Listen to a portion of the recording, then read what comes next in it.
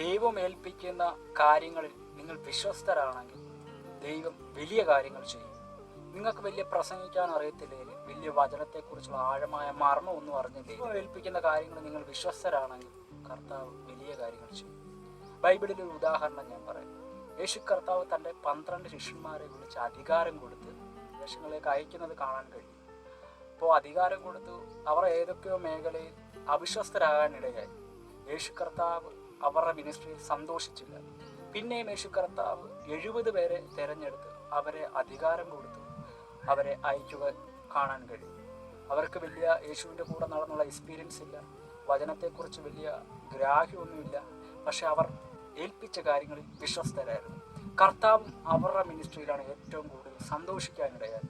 എന്നെ കേൾക്കുന്ന ആരെയും നിങ്ങൾക്ക് ചെറിയ പ്രാർത്ഥനയെങ്കിൽ അതിൽ നിങ്ങൾ വിശ്വസ്തരാണെങ്കിൽ, നിങ്ങൾക്ക് ചെറിയ പ്രസംഗമാണെങ്കിൽ അതിൽ നിങ്ങൾ വിശ്വസ്തരാണെങ്കിൽ, നിങ്ങൾക്ക് സുവിശേഷം പറയുന്ന കാര്യങ്ങളിൽ അതിൽ നിങ്ങൾ വിശ്വസ്തരാണെങ്കിൽ ദൈവം നിങ്ങൾക്ക് വേണ്ടി വലിയത് ചെയ്യാനിടയാകും.